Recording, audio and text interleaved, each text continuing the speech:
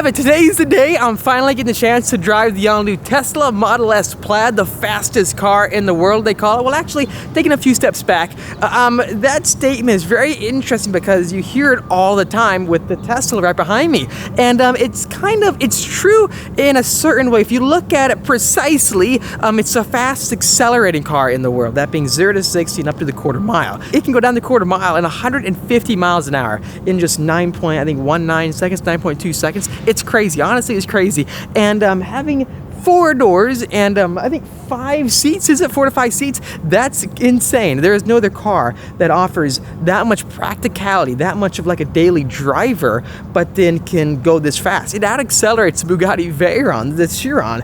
It's insane. And having the chance to experience so many mid-engine supercars, Lamborghinis, Ferraris, even my McLaren, it's gonna be so crazy hopping in the driver's seat of this Tesla. Speaking of that, I have the key right here, and it's not what I'm used to. I will be honest, it's not a key, it's a business card. So yep, we're talking about a Tesla here, so it's nothing like the average car that you drive or you see on the road. This is a brand new Tesla Model S Plaid that just got delivered, and I am very, very excited to say I'm having the chance to drive it. Major thanks to Bobby. Make sure to check out his Instagram, floating right here on the screen. He's a really cool guy. He also owns a Ferrari F8. He's a major car enthusiast, and he does like drag racing a lot, so that is why he got this car. And he was telling me, man, the first time you launch it, you are going to be blown away. You're going to be in shock. So I do believe him. So I am excited to find out what exactly he is talking about. It's kind of crazy to think, though, that a 4-door vehicle of this size that weighs over 5,000 pounds, specifically around 5,300, can accelerate 0 to 60 in sub 2 seconds, 1.9. And if you look at it, we don't have the widest tires in the world, 265, 35, 21s up front, and then moving out back, we do have, what is it, Pilot Sport 4S, but then 295, 30, 21. So a lot skinnier rubber than a lot of performance cars out there. Even like the Dodge Demon had super wide tires, but it can only accelerate down the quarter mile in 9.4 seconds with a super sticky surface. This car has a major advantage since it weighs much more than really any performance car out there that is focused on performance or the racetrack. It's got a lot more weight just pushing down on these tires, giving maximum grip. So when you're launching the car, you have all 5,000 plus pounds giving you grip, plus you have all-wheel drive propelling you, just rocketing you out of the dig. So I am very excited to find out how it feels. Since the Plaid has a wide body stance, it looks much more mean and aggressive than the normal Tesla I see, though I do wish they made it a bit more aggressive. With that being said, I do like the design of the Plaid, and I think it is my favorite Tesla, minus the Roadster that has not come out yet. My biggest thing, though, is that looking at these brakes, that's not a lot of a stopping power for the acceleration you have. So 1,020 horsepower, over 1,000 pound-feet of torque, and these small brakes are going to slow you down. These are smaller brakes than the CA Corvette I have, and that car has 4 pistons. What is going on here? When I was watching the news about Tesla taking this car to the Nürburgring, I saw how they had an accident with the brakes, I think brake failure, and they crashed the car. So it is very, very scary to me. And I've heard a lot of other situations of brake failure with the Tesla. So I'm thinking it's going to be interesting having not the most powerful brakes, but for the most fast accelerating car. If you look at the Bugatti Veyron or the Chiron, look at the brakes on that. The biggest carbon ceramic rotors you can possibly find, over like 16 inches. So that is crazy. That's a lot. Look at it this way. This is not a track car. It's just not. This car is made to show the world what it can do. Alrighty, here we go. Hopping into the interior. Come on, Tesla. Here we go. First time actually ever driving a Tesla. I have never driven a Tesla. I know we're gonna get some funny comments about that. What are you doing, us? You've never driven a Tesla before?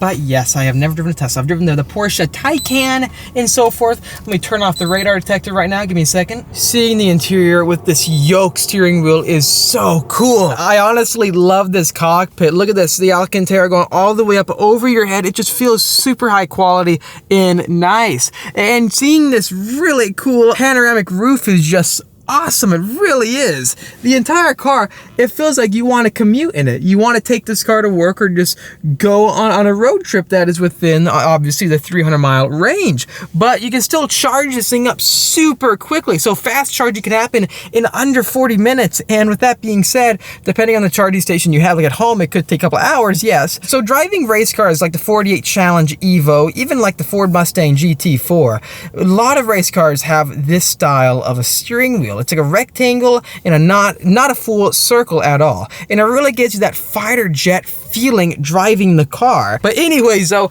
looking around us, we do have dual phone chargers right here that are fully wireless. Just lay your phone right there and you're all set and ready to go. Same thing for the actual key, which is this business card. Essentially, just lay it right here and then you are all set to drive your Tesla.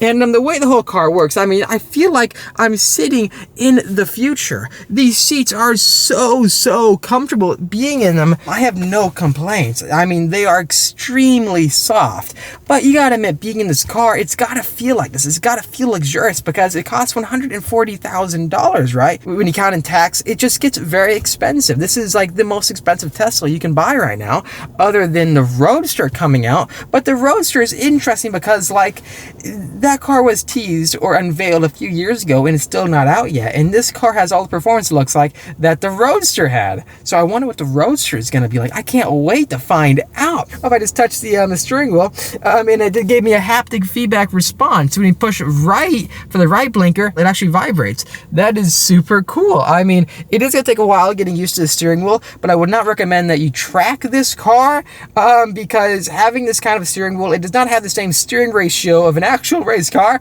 because race cars are designed so that when you turn the steering wheel all the way like vertically like this, having this fighter jet design, the car will turn much more than this. This is still like a normal steering wheel in the sense of the steering ratio. So you have to do multiple rotations to rotate the front tires. The C8 Corvette blew me away for 0 to 60, and I cannot wait to find out what the ultimate Tesla can do in comparison. I'm much more of like a road course enthusiast, so this is gonna be so different than what I'm used to. Everything is all quiet in here. Gotta remember, it's not like any of my cars, any gas-powered cars. It doesn't make any noises. So anyways, to turn on the car, I'm guessing foot on the brake, and it's on. Okay, so fasten seatbelt. This is like getting on like a roller coaster ride or going on an airplane. It's like, okay, buckle up. Here's the beep. Listen to the beep. Okay, tap pedal to activate drive. Touch the brake to activate drive because, you know, it's predicting what we want to do. And then we are all set. So let's go into drive, and also let's enable drag mode, drag strip mode right here. We click on acceleration plaid and then drag strip mode enabled. And then right now it's saying conditioning for peak performance calculating. So it's going to try to get the motors up to a specific temperature that will allow it to be able to perform at their limit to 1,020 horsepower again.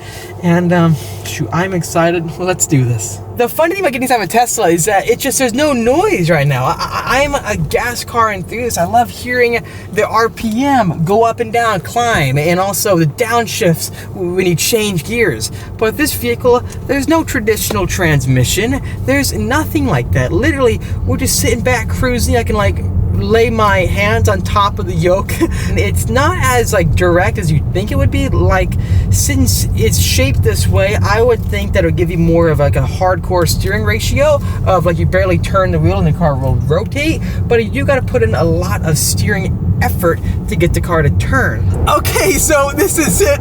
About to do our first acceleration or our first pull with the Plaid. I gotta admit, I wasn't too much on the bandwagon for the Plaid initially, but getting in it and holding this yoke steering wheel, I like it. It's very futuristic, it's very different, and it's just cool. We got a really cool display right in front of us as well. Let me go ahead and loop around. Right now we are conditioning for drag mode. It says 2 minutes remaining. It's been doing that for about like 10 minutes or so. So imagine if we did a launch control right here. It would be straight out of like Dukes of Hazzard. It would be doing 2 seconds 0 to 60. By the time we'd hit 60, we'd be like ramping that hill right in front of us. Let me go ahead and park it real quick so it can finish conditioning. I can hear stuff going on. I can hear fans. It's different being in a car so quiet yet so fast. Let me turn off the hand signal. So let's just hang out here, guys, and I'll flash forward 2 minutes later. Okay, this is exciting. I can't wait to do 0 to 60, guys. Whew.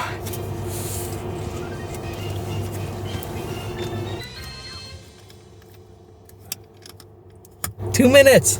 Launch control, let's do this. 2 more minutes remaining. And I guess we are all set and ready to go. Okay guys, here we go. About to do a 0 to 60 for the first time in the Plaid. Whew, I'm getting excited. It's the fastest accelerated car in the world. Let's do this. Foot on the brake, foot on the gas, and action. Oh gosh. That's insane! Oh my gosh! It's definitely one of those experiences where it's just like, I can't talk much now. I've seen so many videos of guys like freaking out, screaming, driving the Tesla Plaid, accelerating, but I was speechless. The amount of G-forces was like, I couldn't even say anything. I could barely hold on to the steering wheel, but it's a lot of car. It's a lot of car. It's extremely fast, and I can definitely see how you can get in trouble quick. It's just a rush. It's simply a rush. We're gonna do that again.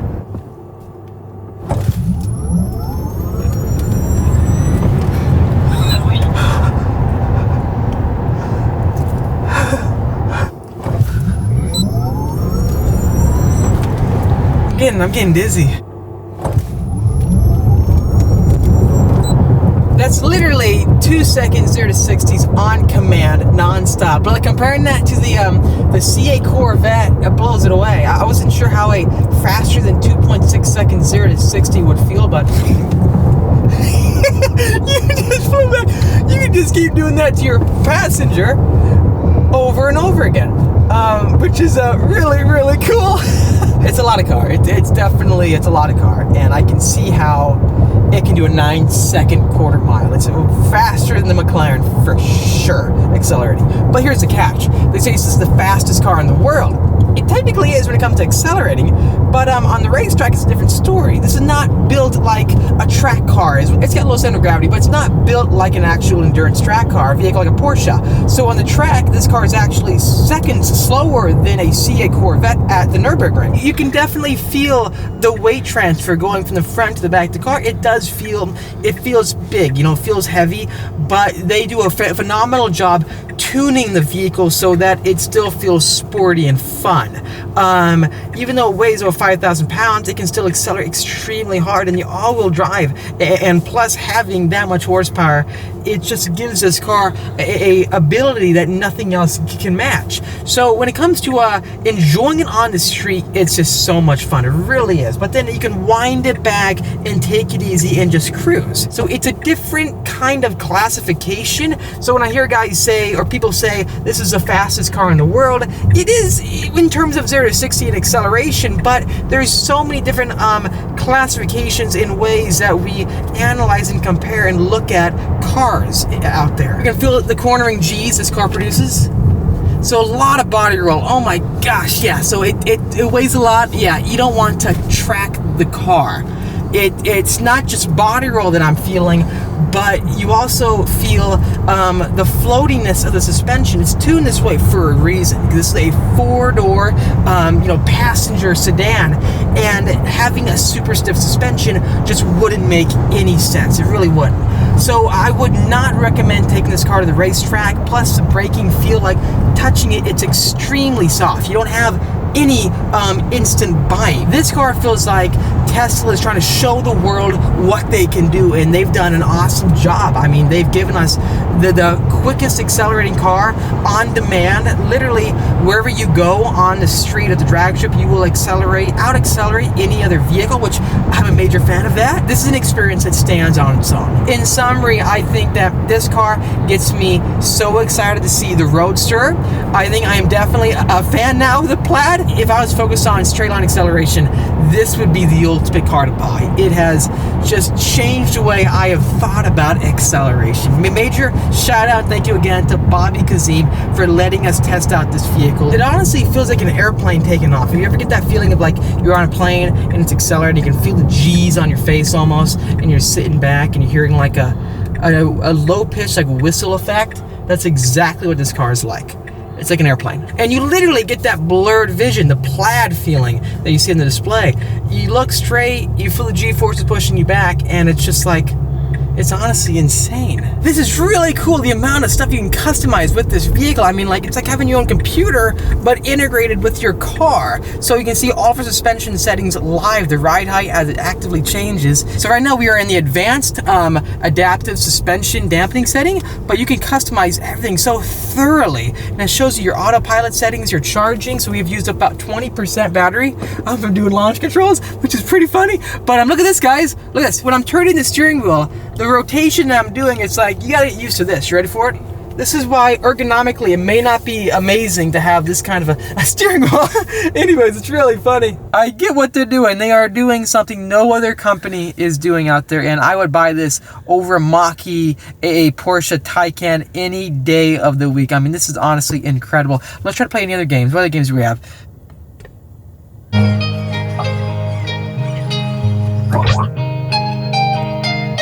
Ludicrous.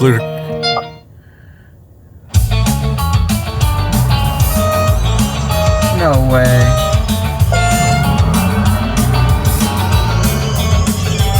If you want to practice what it's like before a track day, I just recommend go on your little gaming system, and this is how you can learn the apex. This is like, if guys could do this in their Ferraris or Corvettes, they'd be so happy. I mean, like, you can nail your driving line almost. Here's the apex. You want to trail brake it. What is this, Mario Kart? What? There's much more of a steering input when you barely turn the wheel. Drifting, almost. I don't know if I want to buy a car to do this all day.